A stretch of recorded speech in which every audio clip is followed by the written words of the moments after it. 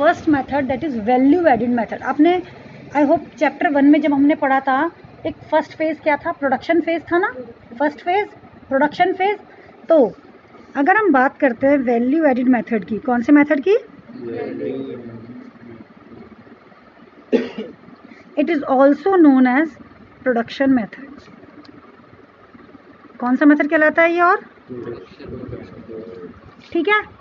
सबसे पहले याद रखिए वैल्यू एडिड मेथड में हमें क्या कैलकुलेट करना होता है, GVAMP, gross value added at market price, और इसका भी एक और नेम है ताकि आप कंफ्यूज ना हो, GDPMP, क्योंकि आप GDPMP से तो फेमिलियर हो बट GVMP से फेमिलियर नहीं हो। हमने VA क्यों लिखा है, क्योंकि it is a value added method, that's why we have written here gross value added at market price. It is also known as gross domestic product at market price. Is this clear? कोई doubt यहाँ तक? अब आगे सुनिए, इसका formula क्या होता है, value of output minus intermediate cost. Value of output minus intermediate cost, मैंने कुछ भी नहीं पढ़ाया आपको इसमें से, अब समझाती हूँ एक एक करके। सबसे पहले चलो आते हैं वैल्यू ऑफ आउटपुट पे। कई बार क्वेश्चन में आपको value of output direct given होता है, तब तो कोई प्रॉब्लम नहीं है, सीधा उठा वैल्यू डाल दी। कई बार वैल्यू ऑफ आउटपुट डायरेक्टली नहीं गिवन होता, तो इसका भी एक फॉर्मूला छोटा सा है, वो आपको याद हो जाएगा अभी, sales plus change in stock. क्या फॉर्मूला है, sales plus change in stock, और चेंज इन स्टॉक क्या होता है, closing minus opening stock. Change in stock क्या होता है, closing minus opening. Opening minus closing कभी मत करना, it is always closing minus opening. दोबारा सुन लो, वैल्यू ऑफ आउटपुट क्या है, sales plus change in stock. तो चेंज इन स्टॉक तो सिंपल है, क्लोजिंग ओपनिंग, बस क्लोजिंग माइनस ओपनिंग कर देना, लेकिन सेल्स की बात आपको समझनी पड़ेगी। क्वेश्चन में अगर आपको सेल्स गिवन है, सिर्फ sales, that means total sales, that means, लेकिन कई बार आपको क्या दे रखा होता है, डोमेस्टिक सेल्स दे दिया, या आपको दे दिया sales by A to B, या sales to household, sales to government, ऐसा कुछ दे रखा है। इसका मतलब है वो टोटल सेल्स नहीं है, वो टोटल सेल्स, और हमें तो टोटल सेल्स ही चाहिए ना। उस केस में हम क्या करेंगे, आप सुन लीजिए। कई बार आपको डोमेस्टिक दे रखा है, डोमेस्टिक सेल्स, या फिर मैं सब कुछ और प्लस प्लस करती जा रहा हूँ, आपको समझ में आ जाएगा ये सब डोमेस्टिक हैं, या सेल्स टू हाउस होल्ड, या सेल्स टू गवर्नमेंट। इन सब केसेस में आपको क्या ऐड करना पड़ेगा बेटा, एक्सपोर्ट्स। क्या ऐड करना पड़ेगा, और ये सबको भी ऐड करना पड़ेगा, तभी आपकी टोटल सेल्स आएगी। Am I clear? क्योंकि एक्सपोर्ट्स में तो सेल्स ही होती है ना। दोबारा सुन लो मैंने क्या बोला, अगर आपको क्वेश्चन में सिर्फ इतना गिवन है, सेल्स बाय A, तो आपको दिमाग नहीं लगाना है, क्योंकि वो टोटल सेल्स है। याद दे रखा, ओनली सिर्फ सेल्स लिखा हुआ है, कुछ भी नहीं करना। चाहे उसके बाद आपको एक्सपोर्ट्स भी गिवन है, या आपको सेल्स टू हाउस होल्ड भी गिवन है, आपको देखना ही नहीं उसकी तरफ। क्यों? क्योंकि आपके पास ऑलरेडी टोटल सेल्स है। लेकिन अगर क्वेश्चन में आपके पास डोमेस्टिक सेल्स गिवन है, या sales to household given है, या सेल्स टू सी गिवन है, कुछ भी ऐसा गिवन है, इसका मतलब वो टोटल सेल्स नहीं है, कोई ना कोई मार्जिन वहाँ पर है। तो वहाँ हमें ढूंढना पड़ेगा ऐसे वाले कॉम्पोनेंट्स, एक्सपोर्ट्स, या सेल्स टू हाउस होल्ड, या सेल्स टू फर्म, कुछ भी। मेरी बात समझ में आ गई? और चेंज इन स्टॉक तो मैंने आपको बता ही दिया। तो अगर मैं इस वाले फॉर्मूले को एक बार और लिखना चाहूँ, तो क्या मैं ऐसे लिख सकती हूँ, वैल्यू ऑफ आउटपुट का फॉर्मूला हो गया sales plus change in stock. तो मैं क्या लिख सकती हूँ यहाँ पर, और लिख देती हूँ साथ में, sales plus change in stock. जहाँ चेंज इन स्टॉक बार बार आपको लिखना पड़ेगा क्लोजिंग माइनस ओपनिंग स्टॉक, ताकि आपको याद रहे, ठीक है। Minus IC, intermediate cost form, short form में क्या बोलते हैं, IC। अब इंटरमीडिएट गुड्स तो आप पढ़ चुके हो ना, तो इंटरमीडिएट कॉस्ट भी वैसी कॉस्ट है, यानी कि जो प्रोडक्शन के बीच में हम छोटे मोटे खर्चे करते हैं ना, वो होती है इंटरमीडिएट कॉस्ट। क्या कहलाते हैं उसको? अब इसकी कहानी भी सुनो। इंटरमीडिएट कॉस्ट में आते हैं छोटे मोटे खर्चे, लाइक अगर क्वेश्चन में आपको कहीं पे भी इंटरमीडिएट वर्ड गिवन है, like intermediate purchases, intermediate production, intermediate cost, तब आपको दिमाग लगाना नहीं है, सीधा सीधा वो कॉपी कर देना है, ठीक है। लेकिन अगर आपको इंटरमीडिएट गिवन नहीं है, तो आपको ढूंढना पड़ेगा छोटे मोटे खर्चे जो आपको स्कैटर्ड होंगे, जैसे कि क्या होता है, फ्यूल चार्जेस, पावर चार्जेस, और आपका परचेज ऑफ रॉ मटेरियल या इंपोर्ट ऑफ रॉ मटेरियल, वो सब किसका पार्ट होगा? लेकिन अगर दे रखा है परचेज ऑफ मशीनरी तो वो इंक्लूड नहीं होगा क्योंकि वो फिक्स एसेट, और मैं बात कर रही हूँ छोटे मोटे खर्चों की। एम आई क्लियर है? बस हम जितना बताया भी उसमें उतना ही करना है, वो हम कन्वर्जन पे करते हैं। वो बार बार जो IT वाईटी NFI है यहाँ पे हमारे काम की नहीं है, वो कहाँ काम पे है? कन्वर्जन जब हम करते हैं। यहाँ तक कुछ बात समझ में आई? तो इंटरमीडिएट गिवन है तो हमें कोई दिमाग नहीं लगाना है, इंटरमीडिएट नहीं है तब हमें ढूंढना है। मैं एक न्यूमेरिकल करके दिखाऊंगी तो आपको अपने आप समझ में आ जाएगा, ठीक है? Let's study example number 2। हम करते हैं इलस्ट्रेशन नंबर 2। सबसे पहले क्वेश्चन में हमें क्या बोला है? Value added by firm A और B निकालना है, ठीक है? वो सेम फॉर्मूला रहेगा, चलो निकालते हैं। हमें क्वेश्चन में कुछ भी नहीं करना, value added by firm A, सारी चीज़ें वही। पहले देखो वैल्यू ऑफ आउटपुट क्वेश्चन में डायरेक्टली गिवन है? नहीं गिवन है, तो हमें कौन सा वाला फॉर्मूला यूज करना पड़ेगा? ये वाला, sales plus change in stock minus IC, right? Sales ढूंढो पहले A के लिए, सेल्स बाय फर्म A, यानी कि टोटल सेल्स है, हमें कुछ भी नहीं दिमाग लगाना है। कौन सा नंबर है? 2। सिंप्लिसिटी के लिए हम इसे 2 लिख देंगे ताकि हमारा काम और इजी हो जाए, ठीक है? Sales plus change in stock A का डायरेक्टली गिवन है, change in stock of firm है, कौन सा नंबर है? 4, तो बस हम इसे 4 लिख देते हैं, ठीक है? Sales plus change in stock, ये मैंने प्लस क्यों लगाया? मुझे तो माइनस करना है ना, माइनस IC, याद आ गया? IC ढूंढो, कहाँ है क्वेश्चन? IC, पहले आप इंटरमीडिएट वर्ड ढूंढो। क्या आपको कहीं इंटरमीडिएट वर्ड दिख रहा है? नहीं दिख रहा। अब एक ही परचेजेस वगैरह देखनी पड़ेगी आपको। ये रहा, परचेजेस बाय फर्म A, इस 7th नंबर है, -7। मैंने तो भी फॉर्मूला लिखा है ऊपर। जब भी आप एग्जाम में क्वेश्चन करोगे, मतलब कहीं पर भी, ट्यूशन में, एग्जाम में, स्कूल में, कहीं पर भी, पहले फॉर्मूला लिखोगे, बाद में ये नंबर करोगे, क्योंकि कई बार नहीं, हमेशा फॉर्मूले के मार्क्स अलग से होते हैं एग्जाम में, ठीक है? चलिए अब हम वैल्यू पुट करें। नंबर सेकंड की कितनी वैल्यू है? 500। फोर्थ की कितनी वैल्यू है? 20। और 7th कितना है बेटा? 320। पक्का 320 है ना?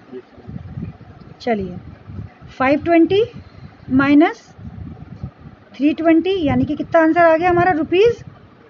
₹200 करोड़। ये आ गया हमारा A का। सिमिलरली हम B का करें। अब समझ में आ रहा है बेटा? Value added by firm B, same. Sales ढूंढो पहले B की। अब यहाँ देखो, sales by firm B to general government, यानी कि टोटल सेल्स नहीं है। अब हम क्या करेंगे? एक बड़ा ब्रैकेट बनाते हैं, 1 लिख दिया पहले हमने, प्लस सेल्स बाय, नहीं ये रहा, sales by firm B to household 3, 1 + 3। और देखते हैं, और तो कोई सेल्स नहीं है, नहीं है, 2 सेल्स ही डन हो गया, ब्रैकेट बंद हो गया सेल्स, ठीक है? कौन सा वाला? वो बताऊंगी उसके बारे में भी। प्लस चेंज इन स्टॉक ढूंढो, चेंज इन स्टॉक फॉर्म है B, ये रहा, क्लोजिंग 5 माइनस ओपनिंग का है, ये रहा 5 - 6, समझ नहीं आया, बताती हूँ। 5 - 6 क्लोजिंग स्टॉक का फॉर्मूला क्या बताया था मैंने? सॉरी, चेंज इन स्टॉक का फॉर्मूला ये रहा ना, ये रहा फॉर्मूला, ये रहा, sales plus change in stock. Change in stock क्या बोला था? Closing minus opening, closing minus change in stock का फॉर्मूला क्या होता है? तो इसलिए हमने करा, पहले हमने क्लोजिंग लिया, पहले हमने ये ना माइनस ओपनिंग, ठीक है? B का, सिर्फ B का कर दिया ये। उसके बाद माइनस IC ढूंढो। अब आप जो कह रहे थे, ये देखो, ये sales by firm A to B, A ने B को बेचा, A की तो सेल है लेकिन B के लिए क्या हो गई? बस ये हमारा IC हो गया माइनस। क्या ये वाली बात समझ में आई? इसलिए मैं ये वाला मैंने इसलिए क्वेश्चन करा था कि आप अच्छे से समझ सको कि इसमें सारी चीज़ें आ गई। चलो अब मुझे सेल्स को प्लस करवाओ। Number 1 100, number 3 350, plus closing minus opening. Closing कितना है? 40 माइनस 30 लास्ट में 200 और लास्ट कितना है? 200 चलो अब हमें कुछ भी नहीं करना, सिर्फ सॉल्व करना है। 100 प्लस 350 450 40 माइनस 10 माइनस 460 माइनस 200 260 आ गया हमारा आंसर। अब मैं आपको एक चीज़ और बताती हूँ, सुनिए बहुत ध्यान से। अभी आपने क्या निकाला? वैल्यू एडिड बाय फर्म है, वैल्यू एडिड बाय फर्म भी, राइट। आगे क्या पूछा? Second GDP at MP. क्या पूछा इन्होंने? जीडीपी। और मैंने आपको क्या बताया था कि GVAMP ओब्लिक जीडीपी एमपी एक ही बात है, बताया था, जिसका फॉर्मूला हमने पढ़ा है, ये gross value added at market price. तो इसके लिए आप क्या करोगे? अब नहीं, value added by firm A plus value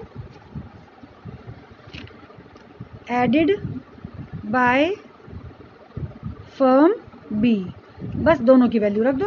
ए की कितनी है बेटा? 200, राइट। और बी की कितनी है? 260। फाइन। तो आंसर क्या आ गया हमारा? ₹460 करोड़। आई थिंक ये तो क्लियर हो गया होगा। लेकिन अभी और हमारा बाकी है थर्ड पार्ट। क्या पूछा है? NDPFC। जो हमसे पूछा गया उसको हम बाहर रखते हैं, बताया था। और अभी हमने क्या कैलकुलेट करा है? GDP-MP। बिल्कुल ठीक, GDP-MP। ये बात दिमाग में बिठा लेना। अगर हमसे हमारा वैल्यू एडिड मेथड है तो हमें क्या कैलकुलेट करना होगा?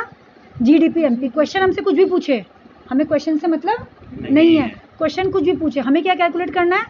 GDP-MP, जिसको हम GVMP भी बोल सकते हैं, राइट। और कई बार एग्जाम में आपको ज़रूरी नहीं है कि आपको दे रखा हो कि कौन से मेथड से सॉल्व करना है। ये कंपोनेंट्स पढ़ के आपको पता लगेगा कि कौन से मेथड हमें यूज़ करना है। समझ में आ गई वाली बात? चलिए कन्वर्ट करें। Gross to net, gross to net wrong. Gross बड़ा, नेट छोटा, बड़े को छोटा करना है, माइनस डेप्रीसिएशन। DP सेम है, सिर्फ MP को FC बनाना है। हाँ जी, आप बताओ सनी, MP को FC। MP बड़ा FC छोटा, मैं बार बार बोल रही हूँ, ये ध्यान रखो। MP बड़ा FC छोटा, MP को FC, बड़े को छोटा करना है तो क्या? यानी कि IT माइनस सब्सिडीज हमेशा माइनस। ये हाँ नहीं माइनस नहीं ऐसा तो नहीं है। IT माइनस सब्सिडीज हमेशा रहेगा, लेकिन हाँ ये डिपेंड करता है कि माइनस NIT या प्लस NIT, वो तो देखना पड़ेगा ना हमें कंडीशन के अकॉर्डिंग। लेकिन IT माइनस सब्सिडीज हमेशा याद रखो। दोबारा बता रही हूँ मैं, नेट इनडायरेक्ट टैक्सेस। दोबारा सुन लो एक बार सब लोग। ग्रॉस टू नेट, ग्रॉस बड़ा नेट छोटा, बड़े को छोटा, माइनस डेप्रिसिएशन। बाकी सब सेम है। MP to FC, market price ज़्यादा, फैक्टर कॉस्ट कम, ज़्यादा को कम करना है, क्या माइनस? NIT यानी कि नेट इनडायरेक्ट टैक्सेस, यानी कि IT माइनस सब्सिडीज। कई बार IT आपको ना गिवन होके ना GST भी गिवन हो सकता है। अब तो एक ही इनडायरेक्ट टैक्स है हमारे पास, GST, तो कंफ्यूज मत होना। IT की जगह क्या लिख दोगे? GST। मतलब यहाँ तो IT लिखोगे लेकिन वैल्यू में GST। चलो GDP-MP हमारा 460 है, लिख दिया हमने 460, माइनस डेप्रिसिएशन कितना है बेटा? Consumption of fix capital, depreciation एक ही बात है, 120 लिख दिया हमने। IT माइनस सब्सिडीज, IT है हमारा 75। IT बोथ द फर्म्स कितना है? 75। सब्सिडीज कितना है? नहीं है तो जीरो। मैंने कहा था जो चीज़ गिवन ना हो उसको हमें भूलना नहीं है, लेकिन कुछ भी। पहले हम ब्रेक फॉर्मूला ये खोलेंगे हम। इतनी बात समझ में आ गई? 460 माइनस माइनस प्लस 195, 15 में से 9 हो गया, 265। बस, hence our answer has come. Is this clear? Any doubt? No. मैं पीछे